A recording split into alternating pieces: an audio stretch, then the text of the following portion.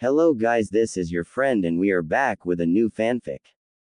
Which is what if Naruto built a legendary harem with village beauties Hinata, Ino, Tenten and Hanabi, part 2. And if you enjoy this fanfic then please press the like button and subscribe to my channel for more fanfic like this. And now let's start the fanfic.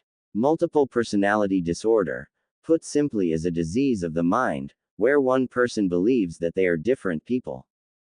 Some people who have done horrendous things in their life create an alternate person to become an escape from what they have done. Sometimes they can go deep enough that their mind tricks them into becoming a different person altogether. If Naruto taps into his female form, he might create an alternate personality in order to escape from all the hate that he had suffered. If this happens, I want you and your friends to help him. If he continuously swaps from one form to another, there might be a possibility that he doesn't remember what happened to him when he was in his other form. If he constantly triggers this, it will be a way that he can escape from it all. What do I tell them? Asked Ino. Explain what I have told you, but do so without telling them who I am, otherwise too many questions may be asked, explained Q. When Naruto wakes up, he will be in so much pain. Everything he owned, everything he has strived to achieve thus far has been destroyed. He is lucky he has found friends such as yourself to help him. Q leant forward and brushed Ino's hair out of her face. I'm not sure if I understand, said Ino, slightly confused. You don't have to fully understand, just do what is right, said Q as the landscape around Ino began to warp. Can I talk to you again? Asked Ino as Q began to disappear. Hopefully not, said Q before she vanished in a flash of white as Ino's eyes shot open. Ino sat upright, beads of sweat leaking down her forehead. Her hands patted herself down before she breathed a sigh of relief, happy to back in her own body again. Her hearing picked up the sound of people talking nearby and she quickly got to her feet, needing to tell everyone of what had just happened. Her process, however, was faltered as she tripped over something large. Ino screamed before she landed on something soft, her hands splayed at awkward angles. She looked up slightly confused to find that she had tripped over the sleeping body of Naruto. What she had landed on, however, was a sleeping Anko, Ino's hand having landed on her bear. Ino pushed herself off as quickly as she could, the pressure on Anko's causing a moan of pleasure to escape the sleeping girl's lips. Is anyone there? Asked a timid Hinata from the other side of the steam. I'm awake, said Ino, alerting the others of her presence. She then turned her attention to Naruto. Give me a minute, I just have to check something, she called out before she knelt down. Naruto, I'm sorry for this, please forgive me, she said before she pulled down Naruto's pants. So that's how it is, finished Ino as she finished her story to Hinata, Tenten, Hana, along with the now awake and sober Anko and Neji, who had been allowed in once all the girls were decent. The door was still guarded, however, by the Heimaru brothers. Ino had repeated everything she had learned in her conversation with Q while not mentioning who had taught her this information, praying that the others wouldn't force her to reveal that information. This is a very difficult thing to believe, said Neji, looking over at the sleeping boy. She has no reason to lie to us about something like this, we should believe what she says, said Hinata before looking at her cousin and gasping. Did you get in a fight, Neji? There's blood all over your clothes. Neji stuttered slightly as he recalled the image he had seen with his Byakugan, and he fought to prevent any more blood from leaking out of his nose. Yes, a fight, he said quickly to get the attention off of him. Don't worry, I'm fine now. Hinata only shrugged as she turned back to the group conversation. So this stuff you learned in his mind, did you mean it to happen? Asked Anko. No, it sort of all just came at me at once, explained Ino. I didn't have any control over what I was learning. How do we know he hasn't already, changed? Said Tenten, looking for the right word. I checked, he's still male, said Ino, causing a number of jaws to drop. How come she can check and I can't? Exclaimed Anko. Because you would do naughty things to Naruto, said Hinata, immediately regretting the words coming out of her mouth as Anko sent a death glare in her direction. Neji prepared himself to leap in and come to Hinata's defense, but Anko just burst out into laughter. I'm not really in a position to say that I wouldn't have, she said as she rubbed the back of her head. Alright, now that that's out of the way, first thing is first, said Hana, thinking it over. The most important thing that we need to address is a temporary location for Naruto to stay. He is staying at our house tonight, explained Neji. He is, gasped Hinata as the bombs went off around her. When did this happen? After I investigated the accident, I went and talked to both my father and yours and told them the situation. They said that it would be alright for him to stay the night, explained Neji as Hinata ran through all the possibilities of what could happen with Naruto staying at their house. However, the possibility of him staying longer than a night did not look favorable. That may be tonight sorted, but it's not enough, said Anko. From my missions I have enough money to buy a one-bedroom apartment, but Naruto doesn't have any money. Whatever he had been saving would have gone up in the fire. We could swap him between households every night, but that could create problems in itself, said Tenten. I don't mind him staying at my place, but after seeing how people act around him, it might be bad for business. You're right, even though I don't want to admit it, said Hana.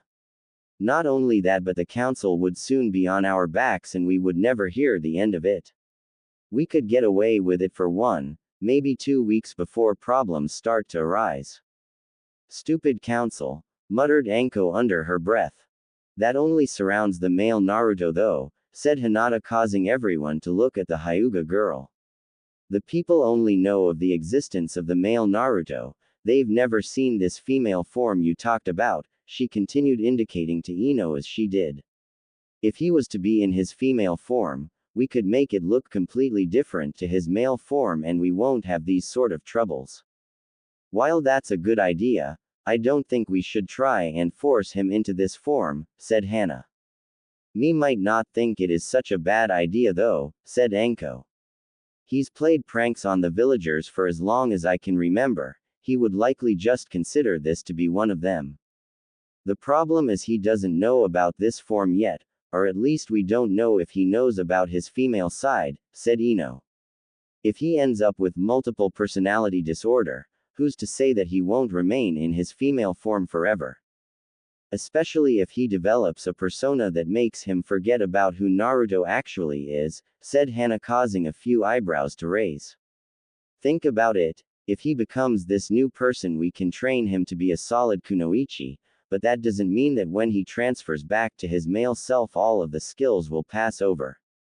What you say makes sense, analyzed Neji, going over all the information in his head. At the moment we can assume that if his current state isn't enough to force him into this form, another large shock will do it. You said earlier, Anko, that he has been taking his anger out on trees to get it out of his system. We can say that he won't do anything of the sort at the moment, since he wouldn't want to do anything like that while we are around. When we get back to my place tonight, I'll spar with him again, that way he can release some anger in a controlled environment. That works, said Tenten. If what you're saying is right, then that would mean that it would be less likely that he would want to change as a person. I think. We can only make assumptions at the moment, we don't even know when this will happen, if at all, said Anko, standing upright, closely followed by everyone else in the group. No matter what happens, we can't let anybody know about this, especially Naruto. The others could only nod in agreement. If Naruto knew what he was capable of, it could have very negative consequences. All their heads quickly shot over to said boy as they heard him stir. Within seconds they had all rushed to his side as he lifted his head off of the ground, rubbing it lightly. He blinked a couple of times as he turned his head to see a flood of faces looking back at him. Did I do something wrong? He asked, only to be embraced in a hug by Hinata and Tenten. We were so worried, said Tenten, fighting back tears which began to swell in her eyes. Worried about what? Asked Naruto before everything started to come flooding back to him. His cheerful expression suddenly became very distraught as sadness seemed to seep through his being. Could you excuse me for a second? I want to be alone for a while. They could immediately understand why he asked for it but were cautious about letting him do so. Nevertheless, they allowed him to get to his feet and walk slowly out of the room. Hana then grabbed Neji by the shoulder. Trail him, make sure he doesn't do anything to harm himself and please ensure he doesn't do anything stupid, she said. I understand, said Neji as he bowed his head. Before he left he turned to Hinata. I would return to the clan household and prepare a room for Naruto to stay in tonight, preferably near our own. Since your room is near the center of the compound it would be difficult for anyone to get to him. Hinata nodded her head in understanding before Neji made his way to the door, his mission painfully clear. Something just suddenly dawned on Ino. Oh crud, she lightly cursed, picking up the attention of those around her. What is it? Asked Hana. Ino looked at her with an irritated face. We need to explain this all to Sakura, don't we? Neji trailed Naruto from a distance, the sun in the sky already on its steady descent towards the horizon.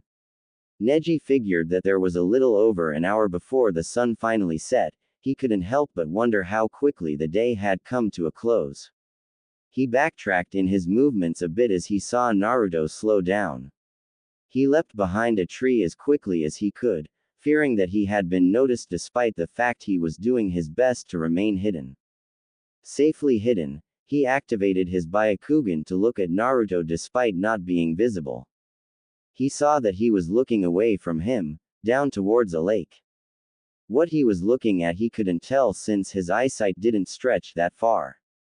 He breathed a sigh of relief as Naruto continued his trek, allowing his Byakugan to disengage. Coming out from his hiding spot, he saw Naruto making his way up an isolated path towards the Hokage monument. Neji followed but allowed a second to look at what Naruto had looked at to see a young Uchiha sitting on a jetty, looking out to the crystal water in front of him. He decided not to worry about this for the moment as he followed Naruto down the path. A few more minutes passed before Naruto took an unexpected turn towards an old abandoned house. Neji looked on in confusion. The house had once belonged to Namikaze Minato, the fourth Hokage of Konoha and hailed as a legend among shinobi. The house was large, larger than the entire Hyuga compound, yet it was also out of the way of town a bit, away from the normal bustle of the townsfolk. The real danger of the house, however, was the seal placed on the gates. It was common knowledge that the fourth Hokage had been a seal master, and apparently the one which allowed access to his house was no exception. From what he had heard, the seal could only be broken by a handful of people, but there was a rumor which said that the seal would break for the Yondaime's legacy, whatever that meant. Neji watched from his hiding spot as Naruto sat down at the base of the solid gate with his back to it, gently resting his head on the bars below the complex seal imprinted on the gate. There had been stories of people who had tried to break into the Yondaime's mansion and they weren't pretty, so much as touching the seal could cause immense pain, or so he had heard. This also meant that the area was a perfect hiding place, as people would have believed that the place would have become haunted or something along those lines. Neji sat in the branches of the tree, watching as Naruto continued to wallow in what he could only guess was grief. There was one thing he had never expected to happen, however, which nearly caused him to fall out of the tree he was in. He could do nothing but watch as Sakura Haruno walked up to Naruto. Finally found you, she said breathless as she put her hands on her knees. She had been searching for the group for a long time but had been unable to find anyone, probably because they had been hiding in order to protect Naruto. Hey Sakura, said Naruto, wiping the tears from his eyes before looking up at the pink-haired girl. What happened to your face? He asked, indicating the red mark on her cheek. Nothing, it's nothing, said Sakura, trying to brush it off. Naruto had unintentionally reminded her that she had snuck out of home, and no doubt her mother had figured it out by now. She was surprised that Anbu weren't raining from the sky trying to find her. How are you feeling? Naruto didn't respond with words. His body actions were more than enough as he pulled his legs into his chest and hugged them tightly.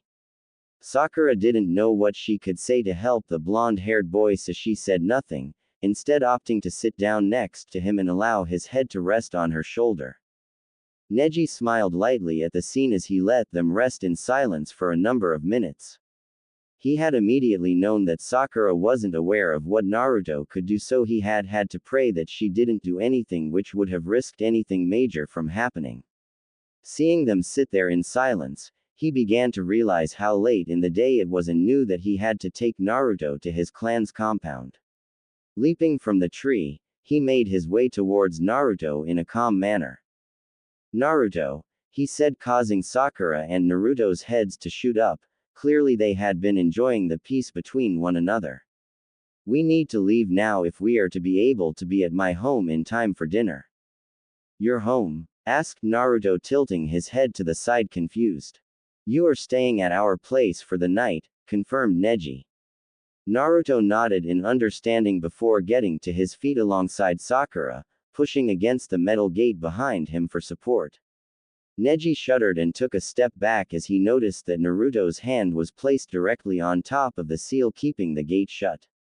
When nothing happened, however, he visibly relaxed, realizing that what he had heard was nothing but rumors. "I don't want to go home tonight," said Sakura, fearing what her mother might say or do when she returned. "I would suggest you go stay with Ino," said Neji. "I believe she has some important information she wants to share with you. I assume that will be no problem." "Okay then," said Sakura, knowing that it was times like this when you could count on your closest friends. The three of them began to walk slowly down the pathway, oblivious to the fact that the metal gate had swung open by the slightest of margins. "That was a great meal," exclaimed Naruto as he stretched after dinner, his arms extended high in the air. He was wearing some of Neji's old pajamas which fit him rather well and was now in the room he was going to be spending the night. "I'm glad you enjoyed it," said Hinata, avoiding eye contact. She wanted to remind Naruto that they had eaten well over an hour ago and were now bathed and ready for bed, but she didn't want to sour his mood. Naruto replayed the scene over in his mind, putting the vast amounts of food he had been allowed to eat behind for a moment. He had noticed the people around him. Many of the elders looked at him with a slight notion of disgust, but he was used to that and thus didn't mind. The others seemed to not care or looked at him with emotionless expressions, a trend he noticed in the Hyuga compound. He swore the only expression they were capable of showing was anger. Yet his hypothesis would be incorrect due to one little girl. Hanabi was Hinata's younger sister, merely 3 years of age. At dinner he had noticed her looking at him with confusion, as if wondering why someone not from their family was allowed to eat at the same table with them. Naruto had brushed it off, however, believing it was just because she was a child that had little experience in the outside world. That would also explain why when he looked at the sliding door he could see her peering from around it. He gave a gentle wave, but it seemed to scare her as she gasped and closed the door, not wanting to be caught. He chuckled at the notion before turning to Hinata. "Where do you sleep, Hinata?" he asked. "I'm just in the room next door, Naruto-kun," she said bashfully. "If you want to talk to me about anything you can come see me." "I'll be sure to do that," said Naruto as he got onto his futon and tried to make himself comfy. "Did you want to talk, Hanabi?" he asked, noticing the girl was looking again. This time, however, she seemed to hold her nerve as she opened the door fully and allowed herself in. Naruto sat up to face her. Sitting down, he was still taller than her, if only by an inch.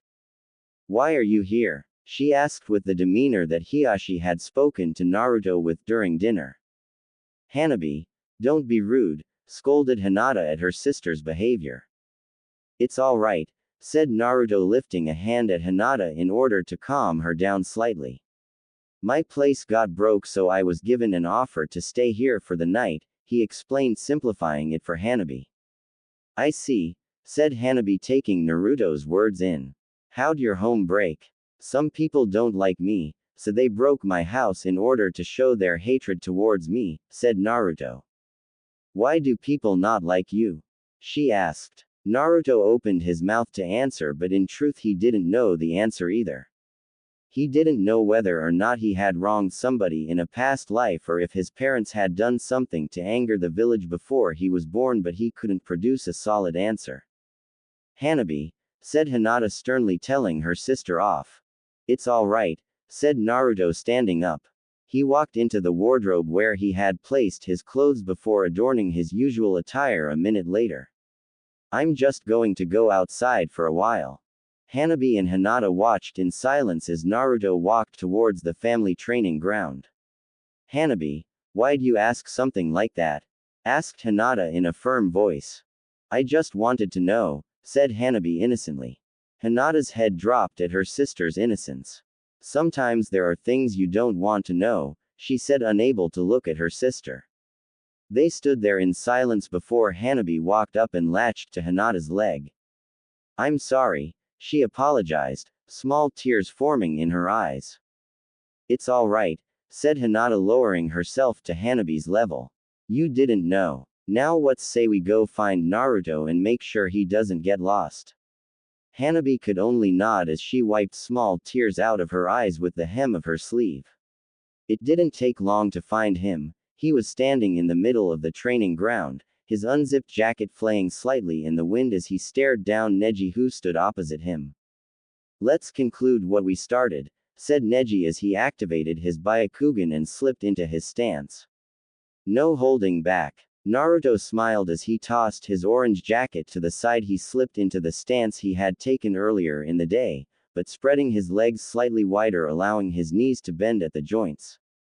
Let's do this. The Kumo Ninja waited patiently on the rooftop, eyeing off his target. From the information he had been given, either of the two females would be the perfect target, but he had to be cautious. If he was careless, the alarms would be sounded and he would have an incredibly difficult time getting out of the village in one piece, let alone with the prize. The sole problem was the Hyuga kid in the center of the training ground who had his bloodline activated. He knew that if the kid's eyesight was stronger he would have already been noticed, but since he was so young he assumed that his range didn't reach him, otherwise he would have already been spotted. Knowing all of this, he slyly slid back into the shadows, awaiting the opportune moment. Is that really what could happen? Asked Sakura, Ino having just told her the possibilities of what could happen. While at first she had believed it was far-fetched, the more Ino had described it, the more Sakura found herself believing it. It wasn't like Ino had any reason to lie to her like this. As far as I understand, said Ino. Maybe we should ask your father, suggested Sakura. What do you think we should ask him? Because the rest of us girls said we weren't going to tell anybody anything, said Ino, her voice lowering slightly to push forward the urgency in her statement. We should just ask him the dangers of multiple personality disorder. He could help us figure something out, said Sakura. I guess you're right, said Ino, thinking it over. Apart from what Q had told her, she was practically clueless about everything else. The girls nodded at one another before leaving the sanctuary of Ino's room and made their way into the kitchen. There they found Inoichi Yamanaka sharing a drink with Shikaku Nara, the father of Shikamaru. Earlier her father's other friend had been there, but apparently his son had gotten some type of stomach virus and had to make sure that he was okay. Hey there, sweetie, said Inoichi, seeing the two girls. Dad, Mr. Nara, said Ino, being polite. Call me Shikaku, said the Nara with a sigh. Mr. Nara sounds too troublesome. Okay. Well, we have a question, said Sakura, acting innocent. Go ahead, we'll answer whatever you want, said Inoichi with a smile as Shikaku had a swig of sake. What are the dangers with multiple personality disorder? Asked Ino. For a few moments everything was silent in the household before the word, troublesome, was muttered from the elder Nara. Why do two want to know about something like that? Curiosity, said Sakura, not sounding all too convinced by it herself. Right, said Inoichi, dragging out the word, didn't expect that. The dangers of multiple personality disorder is that the person won't recall what they did in their other personality. They might have flashbacks of their time, but apart from that it is hard to tell. Also, if the other form is aggressive, they might wake up as their original selves and find themselves in jail or something like that. You said that they may have flashbacks. Does that mean if you learn something in one personality, you'll know it in the other? Asked Sakura. It may be two personalities, but they share the same brain, said Shikaku with a sigh. It's not something which is easily tested, as information gathering on something like that is troublesome. It is possible they might not remember learning something like that, which may lead to future problems. Is it limited to information or is it also physical? Asked Ino. I take it you're talking about a ninja here, said Inoichi. Again, if they were to learn a certain jutsu, they might be able to use it on the battlefield, but they may have no memory of how they learned it or the applications to use it. As my buddy here put it, it can lead to troublesome outcomes. I see. Well, thanks for that, Daddy. Shikaku, sir, said Ino, to which the two men nodded to her and Sakura before they went back upstairs to discuss it further. What do you think that was all about? Asked Inoichi to his friend. It'd be too troublesome to find out, said Shikaku as he took another swig of sake. Neji eyed Naruto off, his eyes penetrating every tenketsu pore on Naruto's body. He had to admit, though, for a child younger than he was, he contained a vast amount of chakra, something one wouldn't expect to see until a ninja had reached Chunin rank. He silently prayed that Naruto didn't know any powerful techniques, otherwise this would not end well. His hand slid into his kunai pouch before throwing said weapon at the blonde. Naruto only moved the slightest of margins to avoid the blade, missing his cheek by mere millimeters. In that time, though, Neji had charged forward, intent on closing up Naruto's tenketsu. Neji was reeling across the ground in pain, a small cloud of dust kicking up. He raised his head and shook it, feeling trickles of blood running down from a cut in his forehead. He had had no time to react when Naruto had charged at him. From experience, he knew that when people fought against a Hyuga, they were very defensive in order to keep their flow of chakra open. What Naruto had just done was something he had never expected. Looking at Naruto, he could see that he hadn't moved after the attack, his elbow still where it had been when it had struck Neji's forehead. I get it now, he said as he got to his feet. The reason your knees are bent this time is to increase your opening momentum. In that stance, you are able to launch yourself at your target faster than your maximum speed, however, you can only do it in short bursts. Some mistakes I intend to fix, said Naruto as he charged forward, the wind sweeping through his blonde hair. Neji quickly got into the horse stance, his body facing Naruto's head on.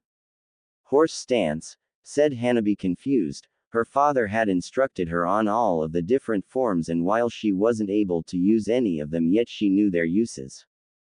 That's right, it's not every day you see Neji-kun in a defensive stance, said Hinata, her eyes not leaving the bout. Hanabi looked up at her sister, confusion in her eyes. Cousin Neji is losing, she asked. Hinata swung her head from side to side. No, it's not like that. Neji-kun may be physically stronger and have the Byakugan, but Naruto has hit first and has gained a mental advantage, she explained. Hanabi simply nodded, some of the information simply going over her head, but she understood the general gist of it. Naruto threw his fists forward multiple times, but each time it was either brushed to the side or dodged with a tilt of the head.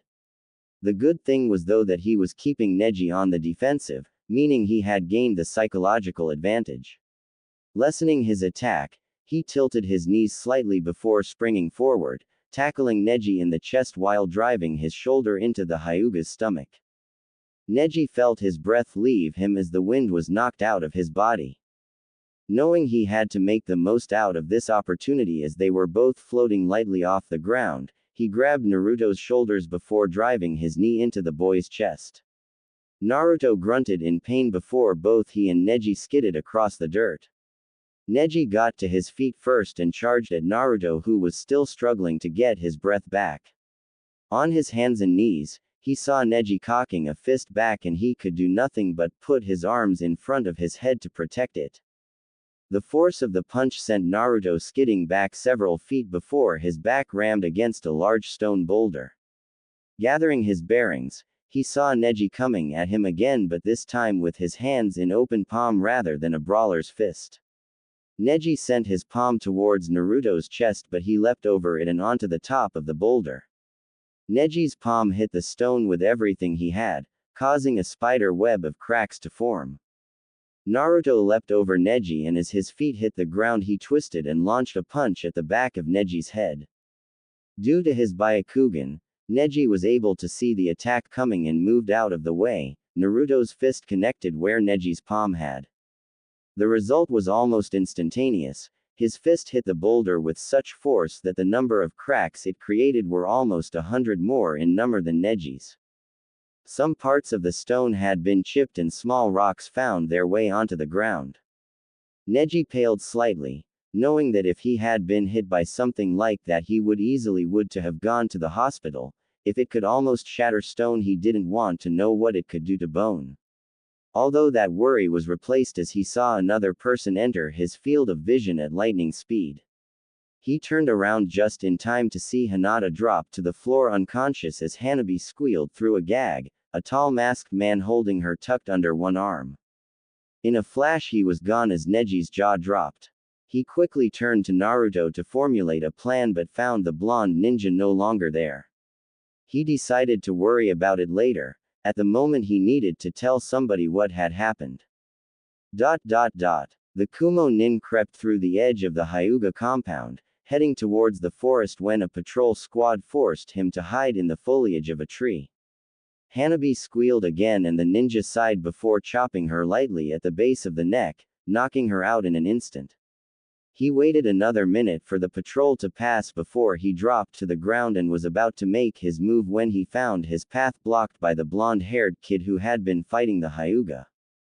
"Move it, brat, or I'll kill you," he threatened in an attempt to scare the kid.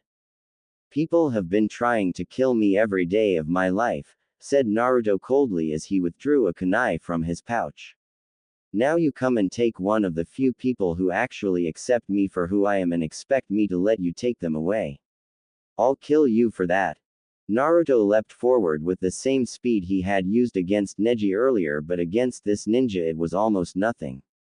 The ninja dodged with ease before doing several hand seals with difficulty due to holding the Hyuga girl under an arm before thrusting his spare arm forward, 2 fingers piercing the boy's flesh.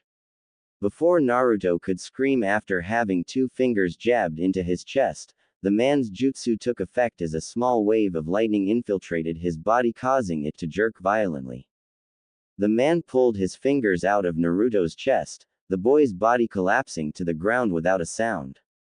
Even though it had been a weak jutsu, the man knew that it was enough to keep the boy down, and if he wasn't taken to a hospital within the next half an hour he would surely die.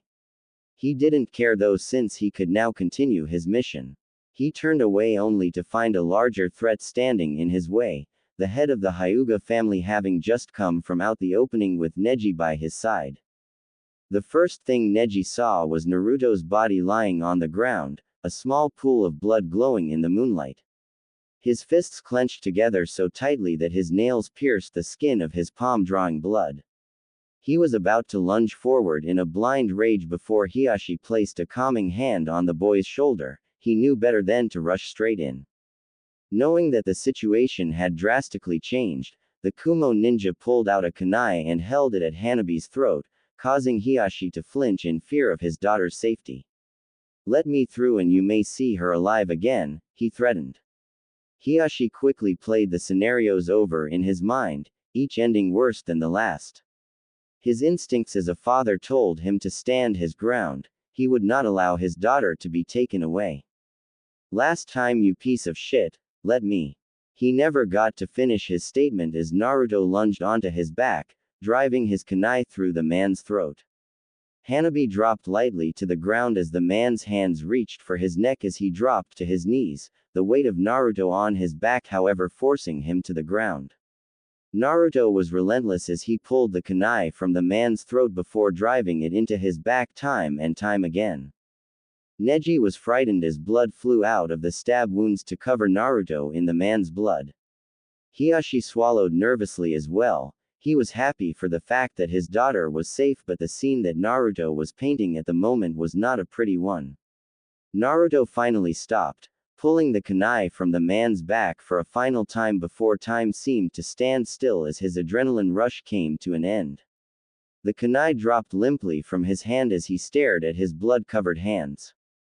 Neji calmly walked up to his friend, hoping to calm the boy down slightly. Naruto, he said softly. Are you alright? He asked as he put a hand on Naruto's shoulder.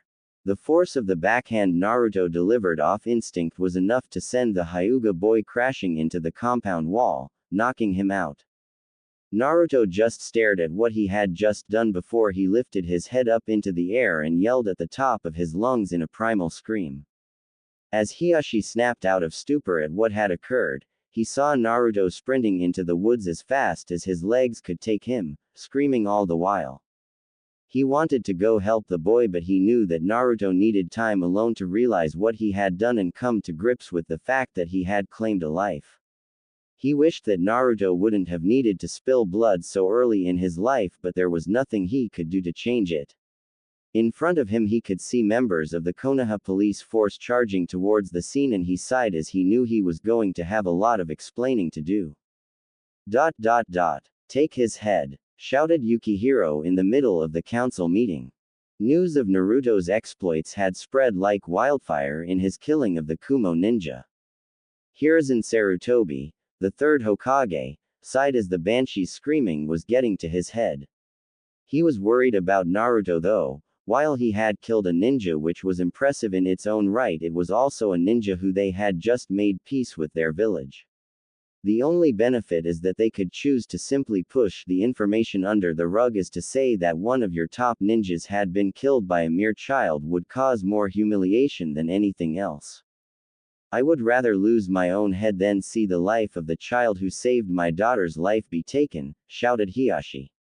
For a number of years he had remained silent during the trials and tribulations which surrounded the Uzumaki boy, but this was something he would not stay quiet on. Neji had also been brought to the meeting as an eyewitness to what had happened, although the bandages wrapped tightly around his ribs showed that he had recently visited the hospital. He's killed an enemy ninja, a powerful one at that. Clearly he has access to the demon's power, shouted a random civilian, getting the civilian half of the council to yell alongside his claim.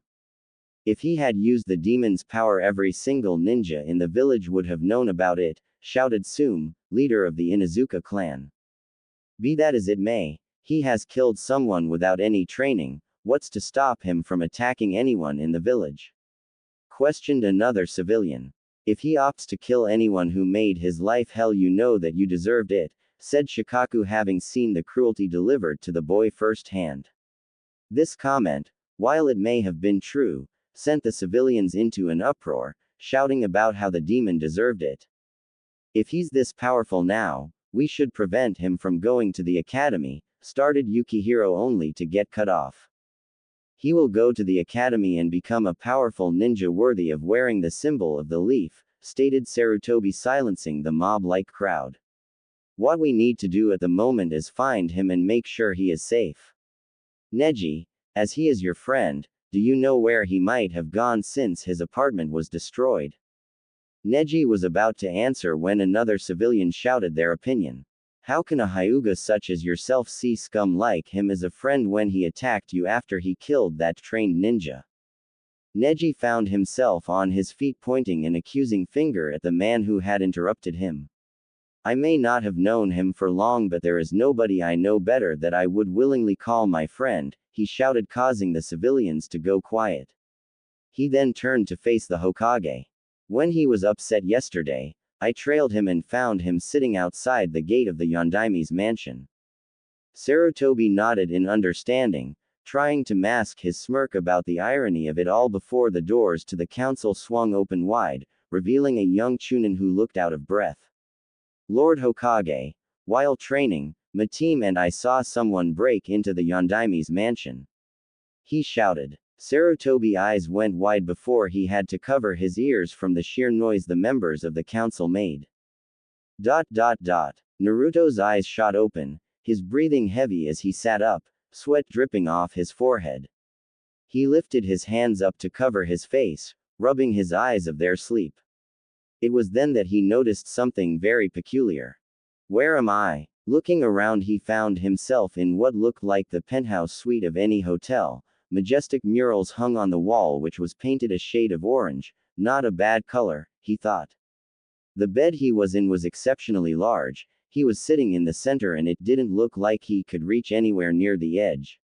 It was then that he noticed what he was dressed in and ran down the hall screaming, wondering why he was dressed in an overly large nightgown. The lacy material got caught on his feet and he tripped, his face making a solid thud as it hit the wooden floorboards underneath him. His face raised up from the ground, his face scrunched up in a growl with the knowledge that what he was wearing would only survive another few seconds. He stood upright, stark in the middle of a hallway.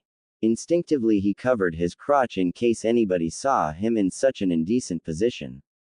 Something at the back of his mind told him that nobody was around, but he wasn't taking any chances. With top speed he made his way back to the original bedroom and slammed the door behind him. He waited there with his back against the door, knowing that if somebody had heard it they would be coming to investigate. Minutes passed before he released his breath, standing on his own 2 feet. Calm down, have a shower, get some clothes on, then figure out what the hell is going on, he instructed himself, having already exasperated his adrenaline rush. Walking to a door on the other side of the room, Naruto casually walked in before stepping into the shower. His hands reached for the nozzles before they froze in place as a question came into his mind. How did I know where the bathroom was? Nearly half an hour later, Naruto was found on the first floor of the mansion wearing clothes he had found in one of the drawers. Like the nightgown, which he was certain would scar his memory for a long time to come, the clothes had been too big. He had found the tightest fitting ones, the shorts needing a leather belt, before he grabbed a pair of scissors. From the amount of dust which had accumulated on the clothes he had found, he figured that he was in an abandoned house that some money-hungry person must have owned. Since they hadn't been worn in such a long time, he figured that he could do with them as he wished.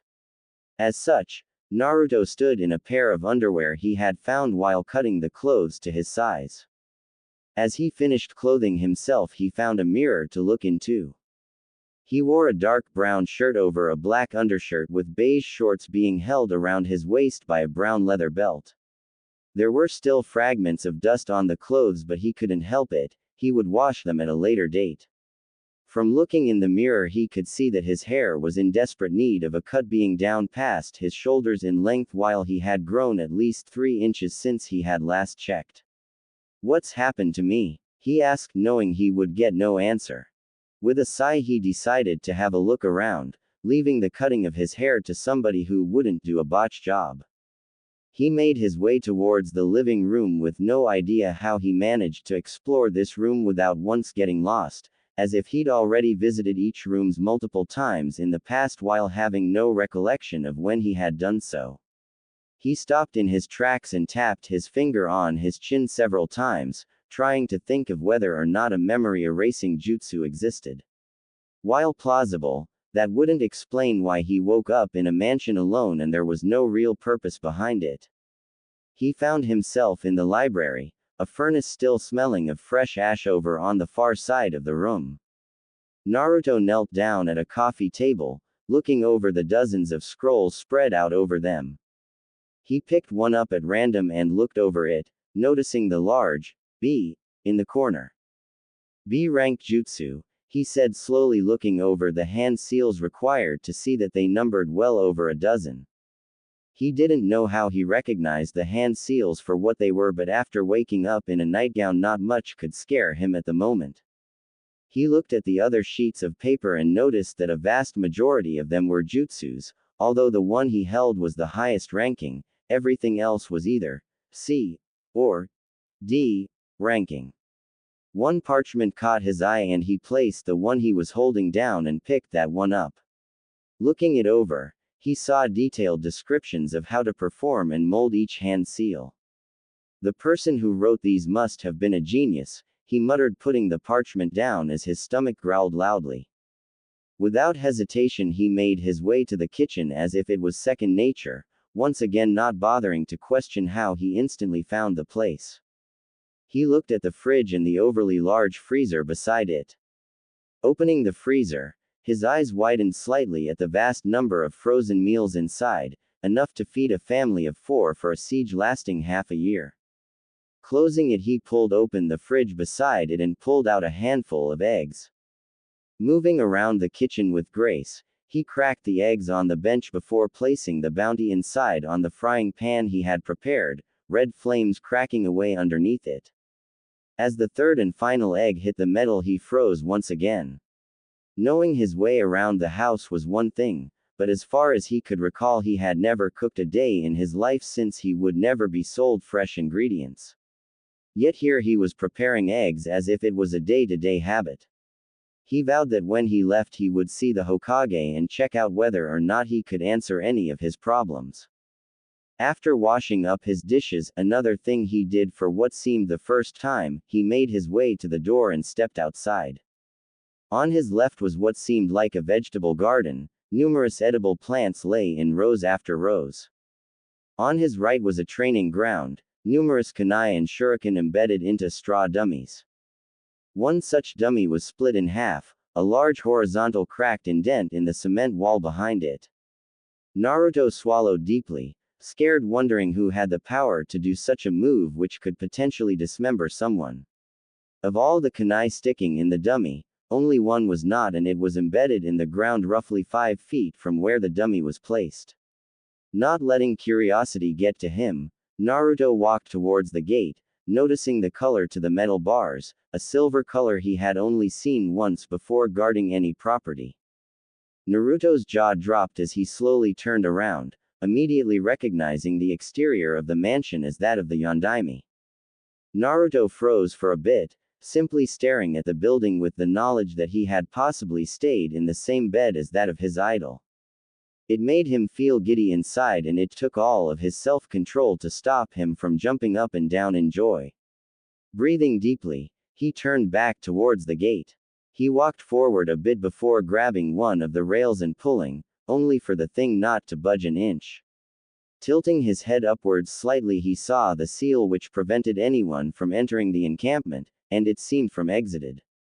Naruto looked at his hand, then back at the seal, and swallowed before placing his hand directly in the center of the seal. He waited patiently for a moment before a latch seemed to unclick and the gate swung open slightly. Naruto stepped outside the gates before grabbing the metal bar and closing it behind him. As the gate slammed shut, he felt a pair of hands on his shoulders and a slight jab to the neck before his world went black. Quote. He got in there somehow, no doubt it was the demon helping him. You're getting in over your head, you have no proof that that was the cause. There's no proof that it wasn't the cause. Perhaps the seal is a basic blood one, and one simply needs to have the same blood type as the Yondaime. I will not accept any petty excuses. These were the words that Naruto groggily awoke to as two sides of the council shouted at one another with hellfire and fury. As he sat up from where he was laid, he could see Hiashi looking at the civilians with fire in his usually emotionless eyes. Whatever they were talking about was clearly causing some stirs. Analyzing specific people, he figured out that the side Hiashi was on was the shinobi half of the council, meaning the other half was solely made out of civilians. What's going on? He said quietly, despite that the entire council went silent as all heads turned towards him. Ah, you're awake, Naruto, said Sarutobi from his podium to Naruto's left, causing the boy to look up at the man he considered family. Hey Gramps, he said casually. You will address him as Hokage-sama, you brat, shouted Yukihiro Haruno with anger as she stood upright. Now it's all right, said Sarutobi as he held his hands up, silencing the people present. Why am I in the council room? Asked Naruto, his eyes gazing over all of the important people sitting in the same room as him. At least you know where you are. That helps, said the Sandaime with a slight smile. You're here, Naruto, because you've been in the Yondaime's home for the past 5 months, not once coming out. 5 months. Repeated Naruto, shuddering slightly, wondering how he had lost so much time. Indeed, you were protected inside because nobody was able to get through the seal the Yondaime placed on the gate and the multiple barriers protecting anyone from getting over the walls, explained the Hokage. What we want to know is how you got in there. How I got in there, repeated Naruto as he crossed his legs and took up a thinking position. He sat there for a minute with his chin resting in the cup of his hand. The council watched him closely, holding a collected breath. I don't remember. A synchronized thud was heard on the civilian side of the council as each of them fell out of the seats they had been sitting on. The ninja side of the council had little chuckle amongst one another, with the knowledge that it was near impossible for an 8-year-old kid to remember what they did 2 weeks prior, let alone 5 months. What have you been doing over this time? Asked Sarutobi with a worried look across his face. I don't remember, said Naruto blankly, causing a few murmurs to spread around the hall. Lies, tell us how you did it, shouted one council member on the civilian side, earning a great number of glares from the ninja side of the council. What does he gain from lying? Shouted Sume at the top of her lungs while baring her canines in a vicious manner. To keep the Yondaime's secrets for himself, shouted another civilian council member. Unlike before, however, very few ninja heads had anything to say against it, knowing very well if they had been locked in the Yondaime's mansion for 5 months they would want to get the most out of it and learn as much as they could. It would be a golden opportunity which might have landed in the lap of a child. Enough of this, said Sarutobi in a defiant voice, silencing anybody who so much as thought of talking against him. He then turned back to Naruto and spoke in a much calmer voice. What's the last thing you remember? Once again Naruto resumed his thinking position. I remember going with Neji to his place and having dinner with him, Hinata and the Hyuga family, he recited. Later in the night Neji and I had a spar, but it was interrupted when Hanabi, I think that's what her name was, anyway she was kidnapped by that ninja guy. I found and attacked him, hoping to slow him down so someone else could come rescue her. You expect us to believe that a demon such as you would lay your life down for a child you met earlier that day? Shouted a council member, but before Naruto could retort Hiashi stood upright. This boy helped with the retrieval of my youngest daughter. Our family owes him a great honor and I will not let you ruin his good name, he shouted with anger radiating off of him. Several of the clansmen sitting around him backed away slightly in case Hiashi decided to throttle the man who had spoken. Continue, Naruto, said Sarutobi as the council calmed down and Hiashi reclaimed his seat. I remember that guy attacking me. He moved so fast before he stabbed me with his fingers, said Naruto, shuddering slightly at the memory. Then it felt like I had been struck by lightning and everything burnt all over. I felt like I was going to die. I managed to get to my knees and saw that the ninja guy had his back to me and Naruto came to an involuntary stop as he began to shake as the memory invaded his mind. What happened? Asked a civilian member of the council who was tired of waiting for answers. He stabbed the Kumo nin in the back, said Hiashi, recollecting the moment perfectly. Naruto cringed at the words as another civilian voiced his opinion. You expect us to believe that a kid was able to defeat a fully trained ninja? She shouted, some of the council members still not believing that Naruto could kill a skilled opponent. A single kunai is capable of taking down the greatest of enemies, no matter what rank the person is who threw it, said the Sandame, silencing the crowd. The ninjas understood the message clearly, knowing that a surprise attack had the power to take down anybody unprepared. They all figured that since the Kumo nin would have thought he would have fatally wounded Naruto if not killed him, he would never have been expecting an attack from behind. What do you remember after that, Naruto? Asked the Hokage. I don't remember anything, he said, shivering. I woke up this morning in a bed with no idea how I got there. Sarutobi nodded his head several times before looking into a darkened corner of the room. What do you reckon, Ibiki? Is he lying? He asked as a man stepped out of the shadows showing several disfiguring scars across his face. Hardly, said Morino Ibiki calmly. I imagine that he went into a mentally shocked state after his first kill. His mind would have shut down and he would have run off of instinct. It just so happens that in that state he would have been able to get into the Yondaimi's home. How can you be so sure? Aren't you going to torture the information out of him? Asked another council member. How can you even think of torturing a pup that young, you maggot? Shouted Sum aggressively, her voice backed up by the shinobi sharing her opinion. I may be cruel when interrogating the enemy, but to use my skills on a child less than 10 years old when there is no information to gain would be dishonorable, said Ibiki coldly.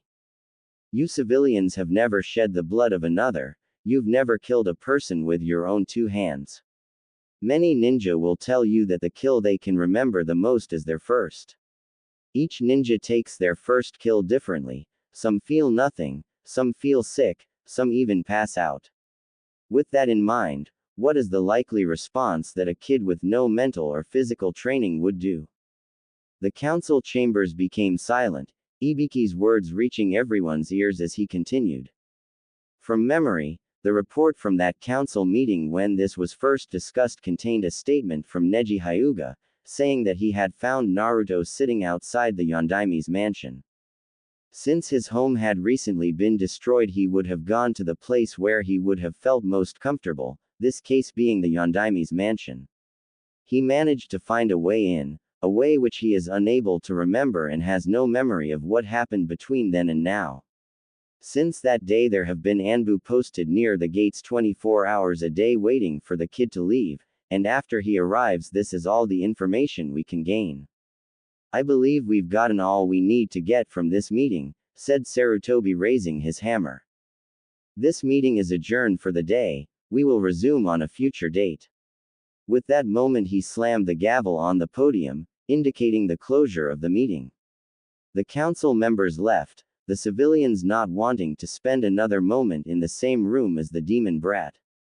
The ninja members of the council however came up to Naruto and tried to comfort him somewhat, rubbing his shoulders and giving him words of praise for what he had done. Thank you, he said through tearful eyes. Don't be sad pup, it's all right, said Sum holding Naruto in a hug, pressing his head against her much like her daughter did. You've got bravery equal to those of knights, said Shikaku finding a way to relate his words back to a shogi board. He looked at Inoichi who nodded at him slightly, an unspoken message going between the two. I suggest young Uzumaki here should get going, said Shibi Aburame, wearing his dark sunglasses within the dimly lit room. There was momentary silence before several clan heads slapped their foreheads in frustration. How could we forget that it's the pup's first day at the academy? Said Sum recalling she had taken her son there earlier this morning. I'll take you Naruto, said Sarutobi placing a hand on the boy's shoulder before he and Naruto vanished in a puff of smoke. I wonder who that could be, said Iruka. He had only just done the roll call and already someone was banging on his class's door. Walking over, he opened the door before stifling a gasp. Hokage-sama, he said with a slight stutter as Sarutobi walked in. Excited murmurs spread between the students. Iruka, I hope you don't mind if I add one more student to the list, said Sarutobi calmly. Not at all Hokage-sama, said Iruka excitedly. Sarutobi nodded before he motioned for the person still in the hallway to enter. As the boy entered the room, several things happened between very specific students. For Hinata Hyuga, her cheeks reddened immediately as her eyes widened. Tenten who had been sitting beside her had a similar reaction as she rubbed her eyes several times to make sure she wasn't dreaming. Ino and Sakura looked at one another with mouths agape as they pinched one another to ensure this wasn't some twisted nightmare. Class, said Sarutobi proudly.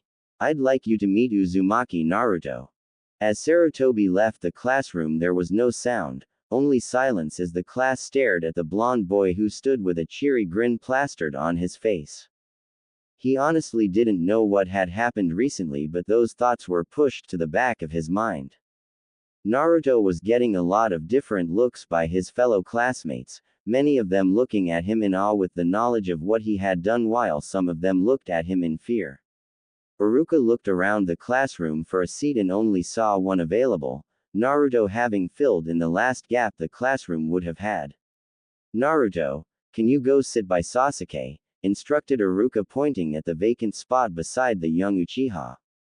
Hinata and Tenten were disappointed, Naruto having been placed near the center of the class while they had chosen the front corner in order to learn as much as they could. In the time period during Naruto's absence, they had become close with one another, the young brown-haired girl able to help cheer up the Hyuga heiress after what had unfolded. They had waited for Naruto to return. It had become common knowledge as to where he was located, but due to the seals surrounding the mansion, nobody was able to enter. After 2 months, it had become rumored that he had died on the premises, either by lack of food or he had committed suicide, the guilt of taking another's life driving him over the edge of sanity. So when he had shown up in front of them as if nothing had changed, they knew they had to have a big chat with him during the lunch break. Ino and Sakura were having the same idea. Ino and Sakura weren't as unhappy with the seat placing, having originally chosen the seat behind Sasuke. After Naruto's absence for several months, Sakura's mother had deemed it alright for the pink-haired girl to study at the academy. It hadn't taken long for her and Ino to figure out it was because Naruto hadn't been around. As such, Sakura was slightly frightened that her mother would force her out of the academy, which she would hate. Ino and she weren't always on the same level as the recent months had shown, but that didn't mean that they weren't the best of friends. The friendship also extended to Hinata and Tenten. During Hinata's 8th birthday party, Ino, Sakura and Tenten had been the only ones invited from outside the family, something which made them feel privileged. Now to have the one thing which had originally connected them all together with them once again would be an experience in itself, having been without the blonde-haired boy for several months. As Naruto took his seat, he looked at Sasuke, who was glaring at him with all intents and purposes. It hadn't taken long for Naruto's exploits to reach his ears and couldn't help but feel somewhat proud of what the boy had achieved. He was looking for a similar experience to happen to him. Sasuke was fed up of being compared to his older brother and wanted to create a name for himself. His father rarely complimented him on anything, even if he was doing everything right. As such, he would be the top ninja of their grade, and the biggest stepping stone would be Naruto. A smirk crossed his lips as he eyed off the kid, thinking he could easily pick him apart and show his true worth. "Hey Sasuke," said Naruto cheerfully. "Naruto," replied the young Uchiha, a hint of happiness in his voice. This was so far the largest conversation either of them had had with one another, both parties coming from opposite sides of the social scale. Apart from that, they had had many non-verbal conversations. A simply nod of the head in the right situation could work wonders in an attempt to shrink the gap between social boundaries. Naruto would do so just to make more friends. Sasuke would do so in order to gain attention that he didn't obtain in his household. "Are you excited?" asked Naruto. "Maybe," replied Sasuke, and he smirked slightly as Naruto pouted at not getting a straight answer. "Alright, settle down children," said Iruka, gaining their attention. "I am your sensei for this class and will be teamed up with an assistant every Wednesday and Friday. You are to make him feel welcome, am I clear?" "Yes, sensei," replied the class in harmony. "Alright, if you lift up your desks you will find all of the books you need for this class.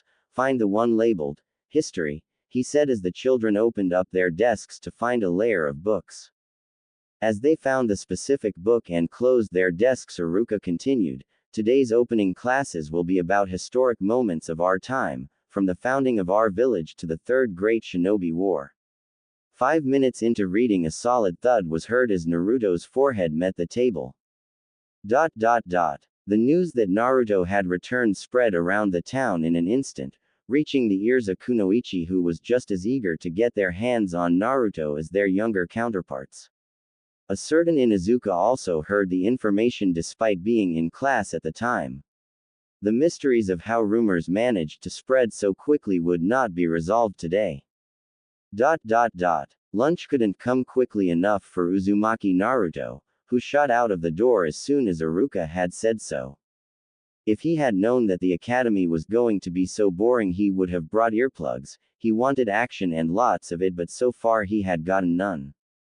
He ran out onto the field and basked in the sunlight, feeling its warmth against his skin. He closed his eyes and fell onto the turf, feeling the grass underneath him. After being stuck inside for so long while not being in hospital had been a torturous experience. As he opened his eyes, he got the instant feeling there would be another one as he saw Tenten, Hinata, Ino and Sakura looking down at him with very sour looks spread across their faces. Hi, he said nervously before they bent down and picked up an appendage. What are you doing? Cried Naruto as the four girls carried him off to the shelter of a nearby tree where a single swing hung by strands of rope from a soiled branch. They placed him on the swing and stared at him intently. Naruto swallowed, thinking he was in deep shit before he was embraced with a hug from Hinata as she cried into his shoulder. Thank you so much, she said as tears fell freely from her eyes. The three other girls simply watched. They knew that Hinata hadn't had a chance to thank Naruto for what he had done and allowed her to express her feelings. They partially regretted this decision as Hinata leant back slightly before placing her lips lightly on his cheek. All four girls turned deep shades of red, Hinata due to embarrassment while the others were under the pretense of anger. Naruto sat there stunned before a wolf whistle from above them caught their attention.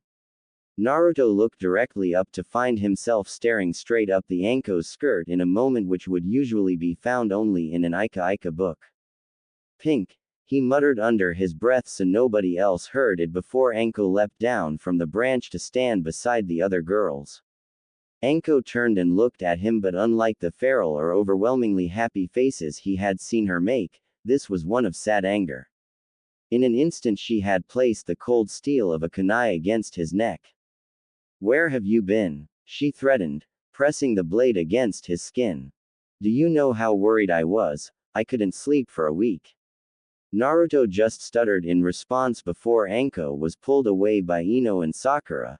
Hinata was sitting on the ground, boarding between the lines of consciousness and the abyss. Anko knew that she could easily break free of the girl's grip, but doing so could potentially put either of them in hospital. Tenten took this opportunity as she grabbed Naruto's neck and started to throttle him. Where have you been? Do you know how worried I was? She practically yelled into his face, fire burning in her eyes. I forgot how much I like you, said Anko as she stopped resisting. Ino and Sakura looked at Tenten and were about to pry her off, but another beat them to the punch, knocking Tenten to the side and onto Hinata. As Naruto breathed deeply, allowing oxygen into his lungs, his head was pulled forward as he was embraced in a vicious hug. It's okay now, muttered Hana as Naruto flailed his arms wildly to the side. Hana looked curiously to what he was doing before noticing that she was holding him tightly into her once again depriving him of oxygen. Whoops, she said as she released him, allowing him to breathe freely. Anko, Ino and Sakura had nothing to say to the fact as their attention was focused entirely on something else. Naruto placed his hands on his knees before tilting his head to the side and seeing a bizarre sight. Hana followed his gaze to see Tenten on top of Hinata, their eyes wide in shock as their lips touched one another, both parties too stunned to break the kiss. Hana quickly realized that she was the catalyst when she had buried Naruto in her bosom, knocking Tenten onto Hinata and causing the awkward situation. Only when Anko Wolf whistled did they realize they were being watched and broke apart, sitting next to one another in Caesar position 1. What did you do to my cousin? Shouted Neji from across the field, having seen the awkward position that Hinata had been in. He was currently rushing over with murderous intent, determined to purify Hinata's soul. By this stage many of the wannabe ninjas were watching the escapade in the corner of the field with curiosity. It was an accident, said Sakura, jumping in front of Neji to stop him from advancing, not wanting to see her friend get slaughtered. Move out of the way. What just happened was wrong, stated Neji, not in the mood to argue. You mean it's alright for a man and a woman to kiss but not two women? Asked Anko from the side as Hana now restrained Neji, feeling it was her fault. That's what I mean, said Neji, caught in his rage as Hana held him at bay. Anko didn't reply in words, rather she walked to where Neji was struggling with Hana before Anko turned the Inuzuka's head towards her own and planted her lips upon hers. Large parts of the field suddenly became stained with blood as numerous male students were blown back.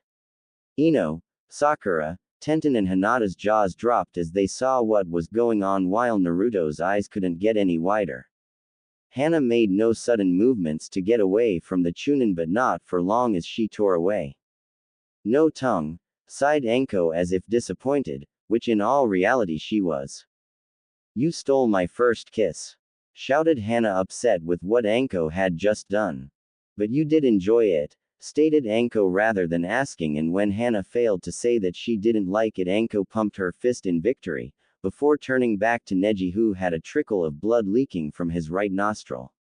See, it's perfectly normal for two women to kiss one another, maybe not in the Hyuga compound, but out here it's a different story altogether. Yes, said Neji plainly as he wiped away the blood with the back of his sleeve. I'm sorry for acting irrationally. Anko nodded at the response before turning to Sakura and Ino. Do you two want to try? She asked, but both of them shook their heads at a rapid rate, although Ino had paused briefly before doing so. What the hell is going on? Asked Naruto, thinking he had just walked into some adult film. All heads turned to him before every person in the vicinity was invading his personal space. Answer the question, growled Anko through gritted teeth. Where were you? Followed Sakura just to define what Naruto needed to answer. I don't know, mumbled Naruto in a tone that was barely audible. What do you mean? Asked Ino. I woke up this morning and I can't remember anything since that night, he said. Thankfully he didn't need to go into detail, everyone there knew what he referred to by that night. I have no idea how I got there, how long I was there, or anything in between. I'm scared. It's alright, Baka, said Anko, rubbing Naruto's shoulder for comfort. If you can't remember, perhaps it is destiny that you do not remember, said Neji. I thought you broke out of that habit, cousin, said Hinata, stuttering slightly, noticing the use of the word destiny. So did I, said Neji before focusing back on Naruto. Before anything else could be said by anyone, however, the bell rang, signaling that everyone had to return to class. Anko sighed, knowing that she wasn't allowed within the academy building after setting half a dozen snakes on the students in a drunken ploy. Guess I'll see you guys later so we can work on where Naruto is staying the night, said Anko before she leapt off towards the city. Where I'm staying? Questioned Naruto before he recalled that he no longer had a place to call his own. We'll work it out later, said Hana before breaking from the group. I'll see you guys after class. The remaining girls waved goodbye before she was followed by Neji, wanting to maintain his perfect record in order to ensure his place as top ninja in his grade. Hinata, Ino, Sakura and Tenten were about to walk back before they noticed that Naruto was still on the swing they had placed him on earlier. What's the matter, Naruto? Asked Tenten. I don't want to do more bookwork, he grumbled. We don't study after lunch, we do combat training, said Ino as all the life returned to Naruto's eyes as he beamed brightly. This is terrible, said Sarutobi as he looked at the sheet of paper he had just received. It had been delivered by Hawk, and as such it had been at least a day since the message had been sent. The content within the message wasn't classified, but reading between the lines it was clear that a secret of the village had gotten out despite it never being said. After all, it didn't take a genius to figure it out. Sarutobi was fairly certain the entire Nara family had figured it out in minutes, but didn't want to voice their opinion as it would be too troublesome. Is there a problem, Hokage-sama? Asked Rona, the assistant to the Hokage. She had been the one to deliver the message and had to wait around until the Hokage dismissed her appropriately. Since he hadn't done it instantly like usual, she figured that something was amiss. "Give me a minute, Rona," said Sarutobi as he began to write on a piece of parchment. As he finished and placed a small emblem in the corner to show that it was genuine, he rolled it up and gave it to her. "I would like you to go down to the academy and hand this to Iruka. There are instructions in there me must give to a student who will come meet with me later." "Am I understood?" "Yes, Hokage-sama," said Rona, taking the scroll. She turned and left, leaving the Hokage alone in his room. He buried his head in his hands and groaned lightly as he looked over the original message once again. "Damn it, Naruto, I'm sorry, but there may be no other choice."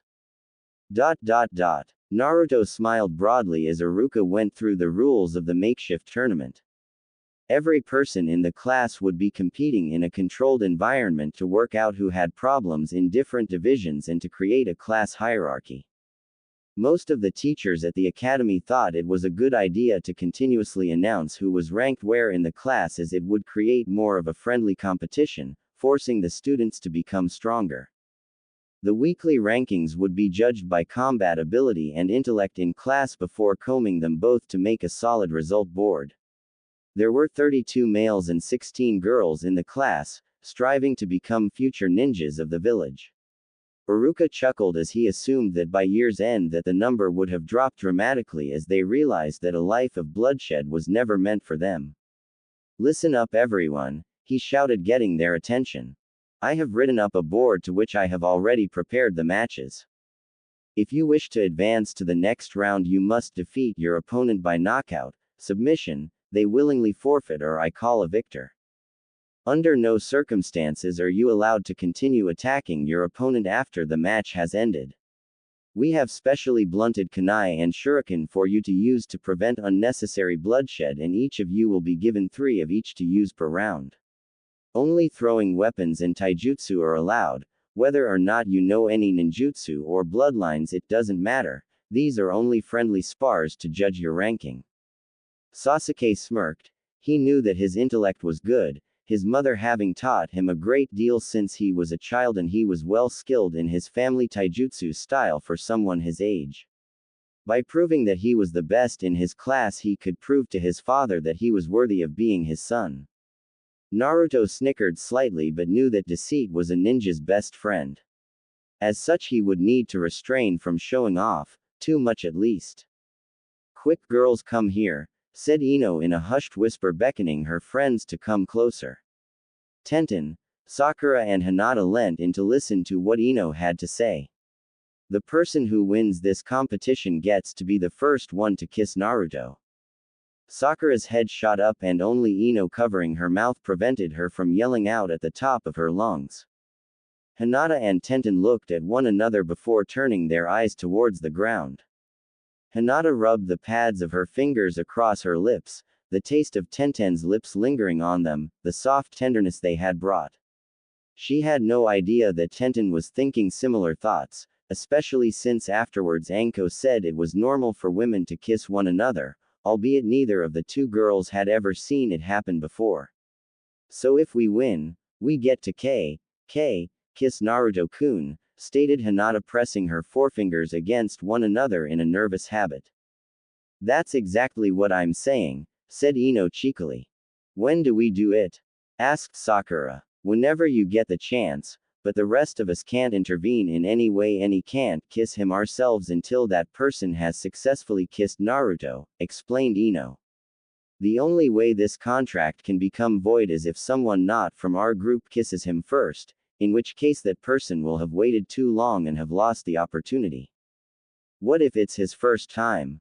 asked Tenten, nervous since it would be her first kiss with a boy. Once again her eyes drifted towards Hinata before looking straight back down at the ground. "Makes it all the more special," said Ino with a devilish grin. "You two might have had your first kiss, but Sakura and I still need to break that barrier." At the reminder of what had happened, Hinata's cheeks began to burn up. Tenten, however, saw a perfect opportunity. "Well, if either Hinata or I win, you two have to kiss one another," she proclaimed, pointing at Sakura and Ino. You want me and Ino to kiss? Shouted Sakura in her inside voice. That's the condition, said Hinata, backing Tenten's claims. So the winner kisses Naruto, but if it's either Hinata or Tenten, then Sakura and I have to kiss, analyzed Ino, thinking it over. You're not going to do it? Questioned Sakura, afraid that her first kiss would be with her best friend. Don't worry, Sakura, what have we got to worry about? Boasted Ino. She then offered her hand, to which Tenten boldly took. Deal, she claimed. Deal, repeated Tenten before they released the handshake. First match, Hinata versus Jade, said Iruka, causing the Hyuga heiress to eep in shock.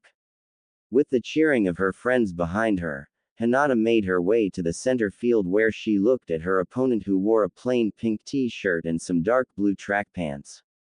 She was in a brawler's stance as Iruka gave both the girls the limited weapons. All right, girls, are you ready? Said Iruka as he raised his hand, and Hinata swallowed deeply, nervous about fighting one of her teammates without the use of her Byakugan. You can do it, Hinata, shouted Naruto from the sidelines with great audacity, his voice single-handedly drowning out every other sound the students were making. Hinata's eyes widened slightly at Naruto's willingness to cheer her on, and she turned back towards Jade. As Iruka's arm descended and the match officially began, Hinata's nervousness was all but gone as she slid into her family stance. Not only would she win this match, she would win the tournament in order to protect Naruto's lips. Hey there, my name's Kiba, introduced a young boy holding his hand out to Naruto. He quickly pointed to the white puppy on top of his head. This is Akamaru, he's really shy, he is only 6 weeks old. Nice to meet you, I'm Naruto, said the young Uzumaki, trying to be nice. Kiba grinned before he began to start sniffing around Naruto. You smell different, he analyzed. Is that why my sister and all those other girls surrounded you? What do you mean? Asked Naruto, tilting his head to the side. He didn't mind the sniffing, to him it was funny. Me and the others saw you at lunch surrounded by girls, how'd you do it? Asked Kiba. Naruto sweated a little, he didn't have an actual answer to give. I don't know, they're my friends, he said as a tall woman walked past and handed a piece of parchment to Iruka, who took it in silence as Tenten fought against Nina. He studied it for a moment before his brows descended slightly. Meanwhile, in the ring, Tenten made avid use of her shuriken to target the same spot on Nina's leg, causing the girl to cry out in pain. I give, she called out. She was having trouble putting her weight on that leg as bruising was already starting to form. Iruka's eyes snapped up from the paper and he declared Tenten the victor. He then asked for the 4 remaining competitors to stand in the fight zone. Tenten remained where she was while Hinata, Ino and Sakura all made their way next to Tenten. Hinata was easily the least damaged. Even without her Byakugan activated, she had been a force to be reckoned with. Tenten had only been forced into close combat once, but even then her opponent had been weakened by the number of shuriken and kunai which had struck her body. Ino and Sakura were looking the worst for wear. Neither of them were particularly good at hand-to-hand combat, but their resiliency to not lose the wager had pushed them through. We need to draw it to a close, so instead of having semifinals followed by the grand final, we'll be having a 4-way fight, explained Iruka.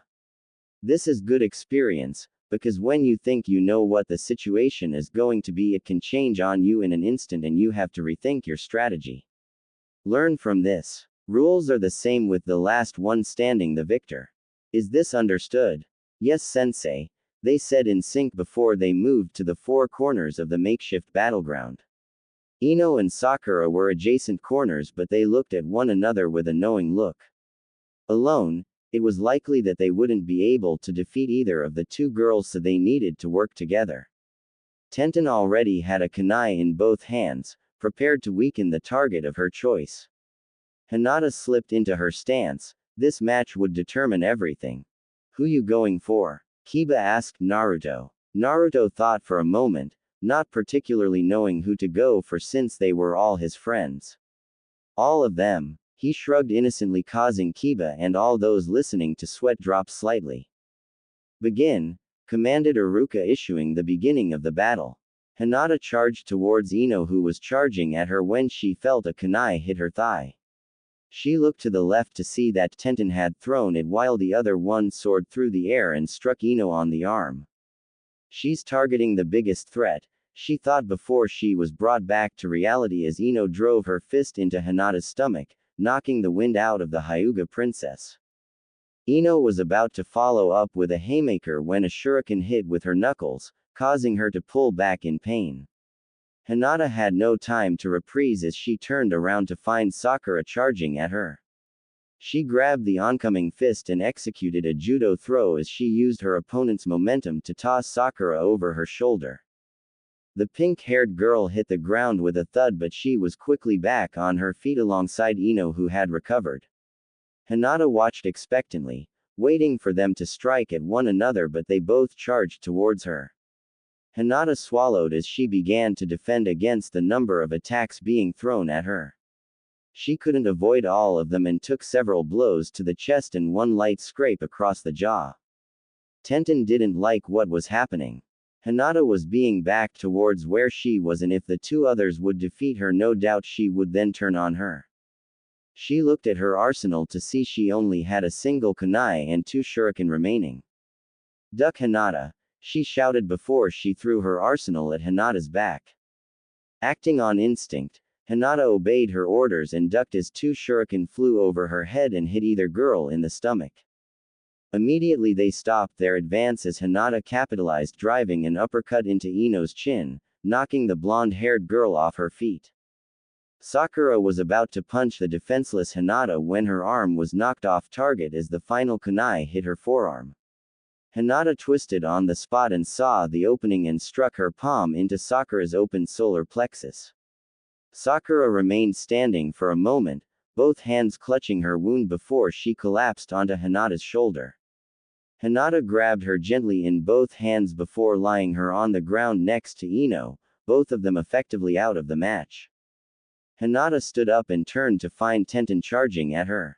Unlike her, Tenten had used relatively little energy, having been a long-range fighter the entire time. She sent her fist out, but Hinata caught it in her right palm. What she didn't expect, however, was for Tenten to kick at the inside of the thigh that she had hit earlier with the kunai. This blow caused her to fall backwards, but her grip on Tenten's hand was strong and she pulled the unexpecting brunette down with her. Wolf whistles and all manner of sounds were made as Hinata found herself once again underneath Tenten with their lips touching one another. Iruka palm hit his forehead as Rona's jaw dropped, having decided to hang around to watch the final bout. Having broken out of the initial shock, Tenten was about to pull her head away when she felt Hinata's hand on the back of her skull holding her in place. Tenten was starting to freak out. She couldn't figure out what this meant until Hinata allowed Tenten's head back a bit, a cunning smile on Hinata's face. "I win," she said softly, holding a kunai in her spare hand at Tenten's throat. Seeing the kunai, Tenten couldn't help but giggle, knowing that Hinata had used the awkward situation they were in to capitalize and pull a victory out of nothing. "Winner, Hinata," announced Iruka to a round of cheers from the students as Ino and Sakura began to stir. Tenten got off of Hinata and held a hand out for the Hyuga heiress to take. Hinata took it with a smile as Tenten hoisted the girl to her feet before raising Hinata's hand in victory. "What happened?" asked Sakura as she and Ino got to their feet, leaning against one another for support. "I'll tell you what happened, you two have to kiss now," said Tenten with a smile spread across her face. Ino and Sakura's eyes went wide as they looked at one another before stepping apart nervously. "Come on now, don't go back on your word," said Tenten, urging them on. "You're not chicken, are you?" stuttered Hinata, wondering if whether or not she would be like that with Tenten since both times they had kissed had been by accident. Again she ran her fingers over her lips before her tongue came out and licked them, tasting the remnants of Tenten's lips against her own. Even though she had held the brunette there so she could grab a kunai from the pouch on her leg and steal victory, she couldn't say she didn't enjoy it. Ino and Sakura turned towards one another, their cheeks burning red at the embarrassment of what this would bring. Neither of them would show they weren't going to go back on a deal, even though Sakura would get Ino back for making such a stupid deal in the first place. They leant in closely, feeling each the breath of one another on their faces before Ino swallowed and leant forward, pressing her lips against Sakura's to another round of wolf whistles. The kiss barely lasted a second as both parties broke away instantaneously, the deed being done. Let's just get the male competition out of the way, sighed Iruka, praying that a similar thing didn't happen when the boys fought. The boys' fights were a lot quicker than the girls' fights, each boy wishing to prove something straight off the bat and often leaving themselves open. Shikamaru had given up straight away, saying that fighting would have been too troublesome. Shino fought relatively well considering he wasn't allowed to use his bugs but was beaten by Sasuke in the semi-finals. In the first day Sasuke had already made a fan club of screaming female girls. How it happened so quickly he had no idea how, but he smirked at the idea. His opponent stepped onto the ground to confront him. He had had a relatively easy path to the finals, his only real opponent being Kiba, who he had fought in the quarter-finals. Uzumaki Naruto stood staring down the Uchiha of their class, who was determined to win this in order to prove to his father that he would make him proud one day. They smiled at one another, having gotten to understand one another during the lessons earlier in the day as they slipped into respected stances. Sasuke looked worried for a second. Each time Naruto had fought he had done so without the use of a stance, simply using the opponent's weakness and openings against them. This in turn meant that he had been holding back the entire time, which scared Sasuke, who was wondering just how strong this boy was.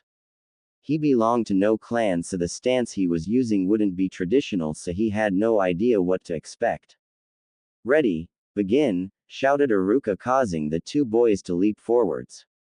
The screaming fangirls were shouting for Sasuke but were silenced as Naruto dodged the opening strike before forcing his elbow into Sasuke's stomach, knocking the Uchiha back, skidding across the ground.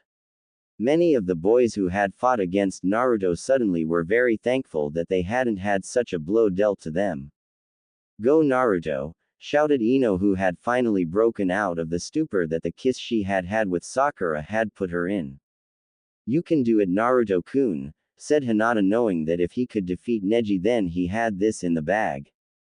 Sasuke got to his hands and knees, trying desperately to get his breath back as Naruto charged at him, intent on finishing this early. Sasuke whipped out a kunai and tossed it forward, the blunted point driving into Naruto's kneecap, causing the Uzumaki boy to trip and fall towards the young Uchiha.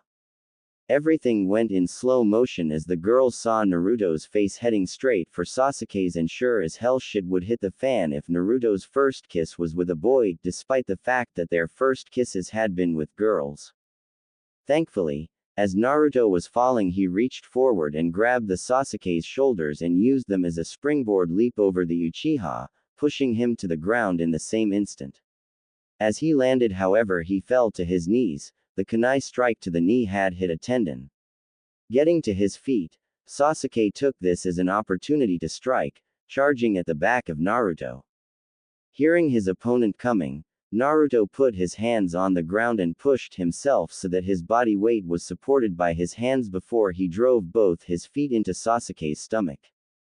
Spit and bile escaped Sasuke's mouth as he was sent flying backwards, his fangirls screaming about how Naruto's move was nothing more than a dirty trick. As Sasuke recovered his bearings, he couldn't believe what was happening. He was being shown up by someone who had had no formal training to his knowledge. If the rumors were true, sure, the boy had spent a great deal of time locked up in the Yondaime's mansion, but that didn't instantly make you a natural.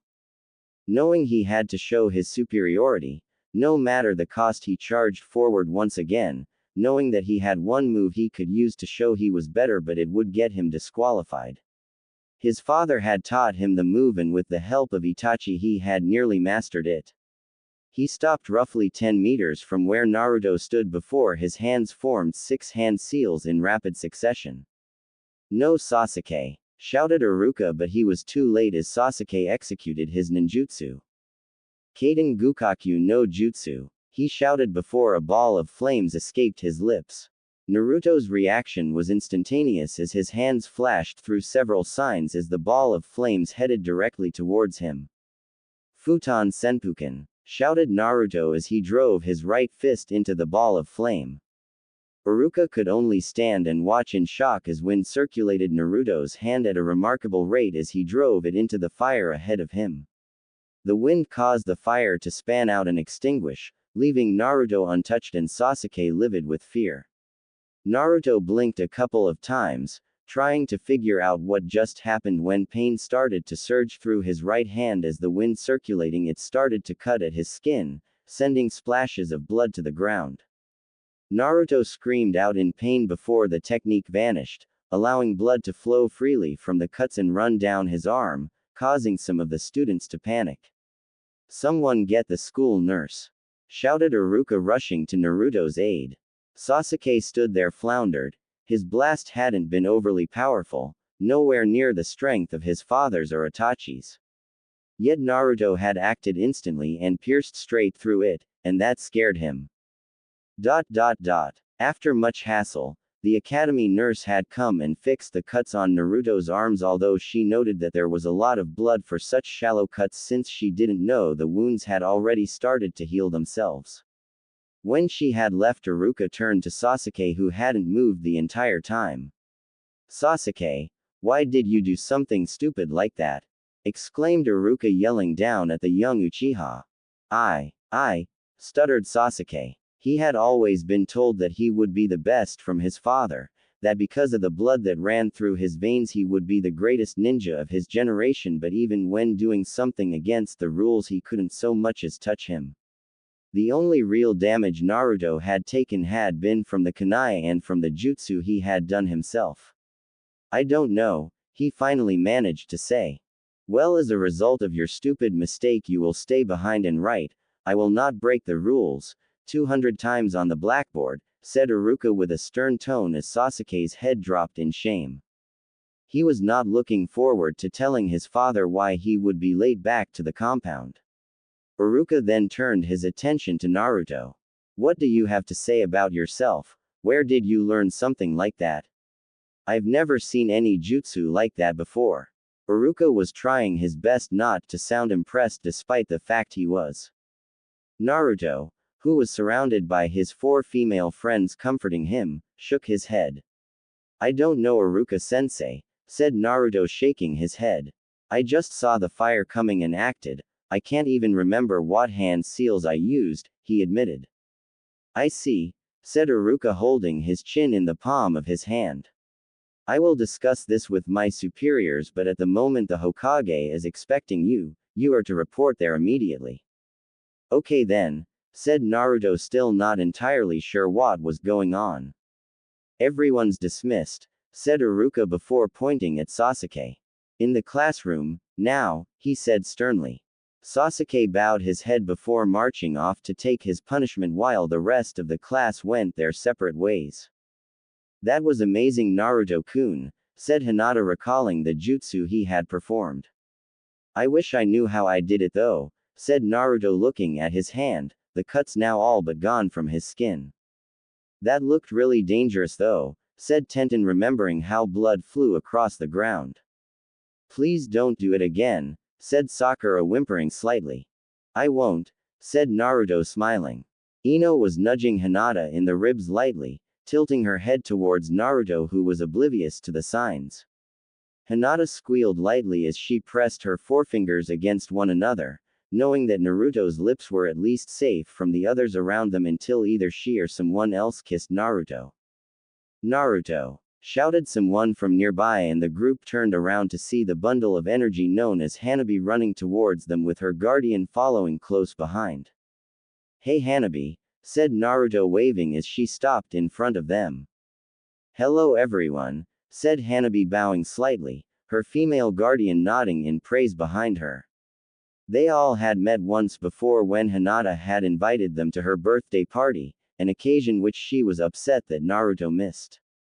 Naruto-kun, can I give you something for helping me back then? The kun prefix was not missed by those in attendance. I don't need anything, said Naruto modestly. Please, she said, batting puppy dog eyes. Okay then, he said, kneeling down so that they were eye to eye. Close your eyes, she instructed. Hanabi, what are you doing? Asked Hinata before Hanabi leant in and kissed Naruto lightly on the lips. She pulled away shortly after, giggling madly, covering her face with her hands as she blushed in embarrassment. Naruto's remained there stunned, his brain trying to figure out what had just happened between the youngest Hyuga and himself. Hinata was also shocked for two reasons, the first being that Hanabi had kissed Naruto before she had, and secondly, as a result, Naruto was once again on the market. Come on, Lady Hanabi, let's go back to the compound, said her guardian, pushing her away. Hanabi nodded in acceptance before waving to the five of them.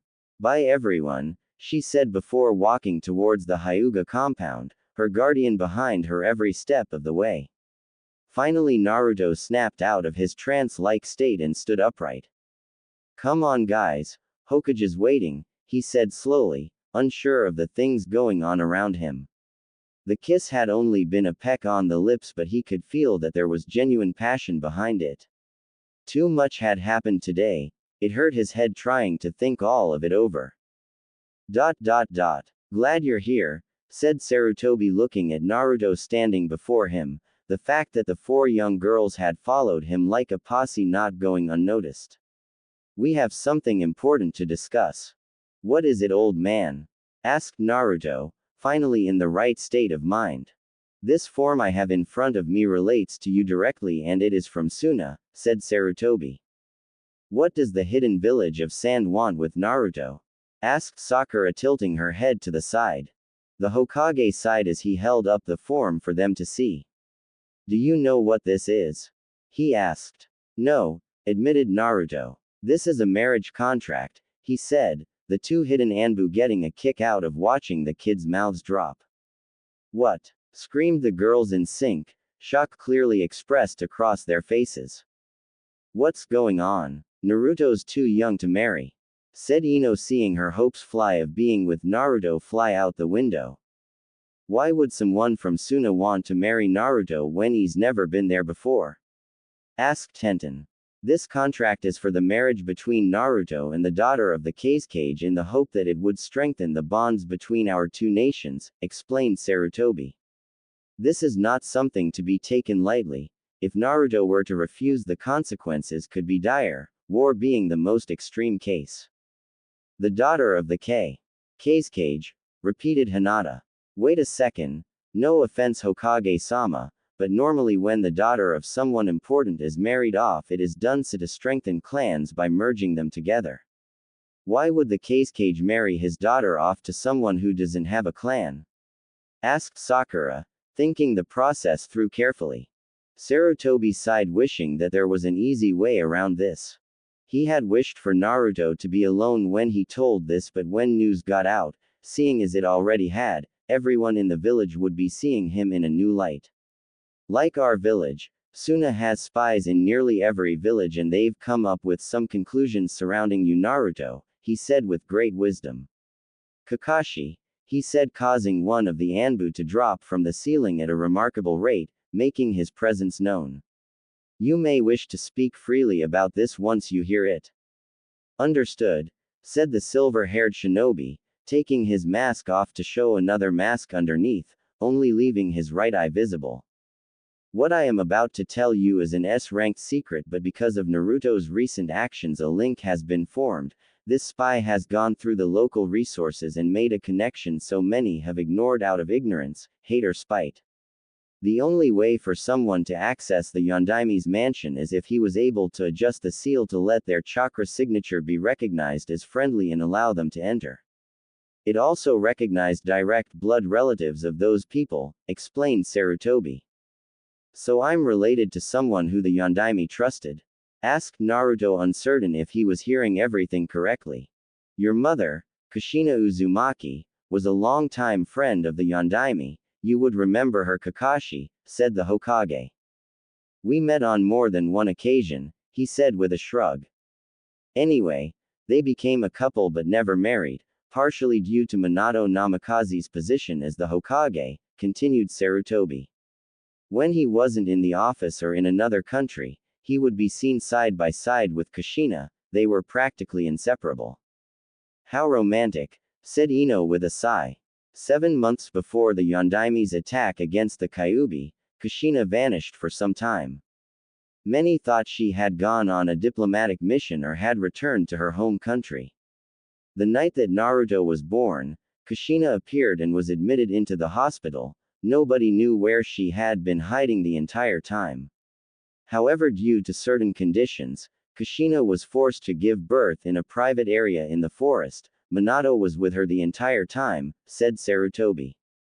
So this woman, Kushina, was my mother? Asked Naruto, to which Sarutobi nodded in agreement. But who was the father? Naruto-kun, said Hinata, getting the young boy's attention. She was pointing at a row of pictures hanging on the wall, each showing a picture of the Hokage soon after they were appointed to office. Her finger was pointing at Minato Namikaze, and the girl's features slowly dropped as they came to the realization, looking back and forth between the picture and Naruto, making numerous connections. They then turned towards the Hokage for confirmation and he nodded his head. The reason that the Kazekage is sending his daughter to marry you, Naruto, is because you are the Yondaime's son, he said calmly. Naruto promptly fainted from the news.